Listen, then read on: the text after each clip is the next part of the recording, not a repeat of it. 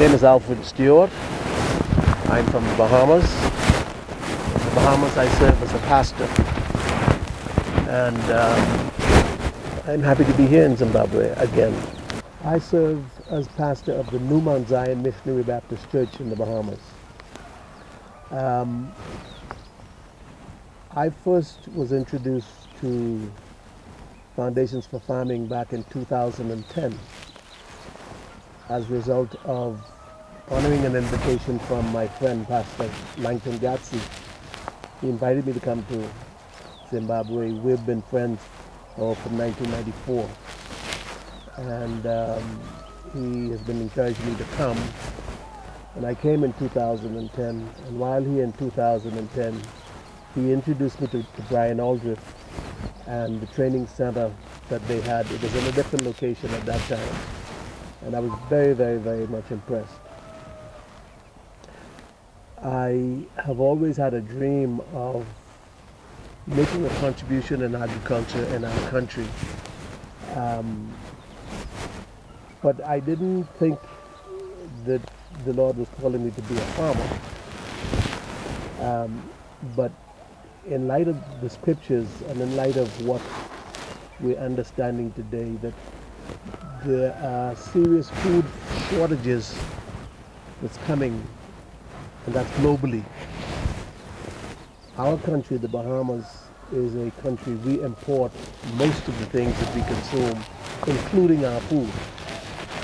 And I realize that unless we find out or put ourselves in a position to be able to produce more of the food that we require, we will find ourselves in very, very difficult circumstances in the days ahead. And so a part of my passion has always been, Lord, how do we increase our food production and the ability to be able to sustain ourselves as far as food production is concerned. And when I was introduced to Foundations for Farming, I said, I believe this is an important component in how we can accomplish that dream. And so I've been in contact with Foundations for Farming for many years now. Brian Aldrich has been to the Bahamas. We've invited him, and he and I met with some of our government officials to talk about how do we get this methodology into the Bahamas, how can we benefit from it. And then more recently, Darrell and Hazel came to the Bahamas,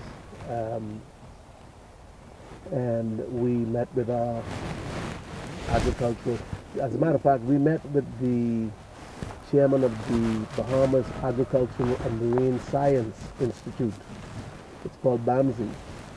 And we met with them to talk about how can Foundations for Farming and the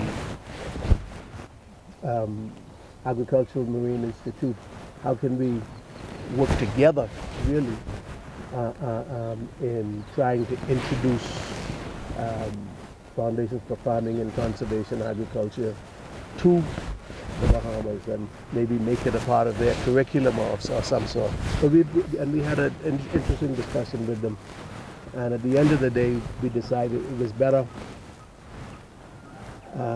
if we remain distinct as different institutions. And so as we seek to develop a foundation for farming in the Bahamas, hopefully that would be an independent farming training station, but we will work in conjunction with the government's institution for farming and training, and hopefully together we can do a lot to improve our present circumstances and situation. I'm most impressed with what I would say, the strategy utilized in crop rotation, I've always been fascinated with the way they produce their own compost. I saw that even at the first visit. Um, but the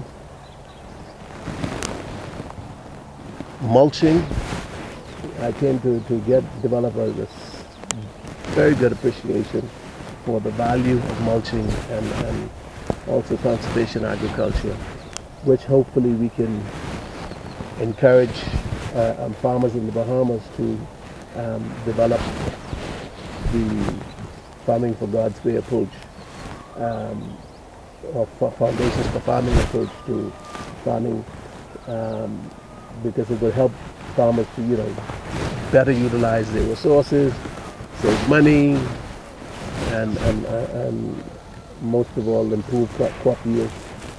And so just about every aspect of the program I'm impressed and fascinated with. We don't have a specific plan for our church ministry.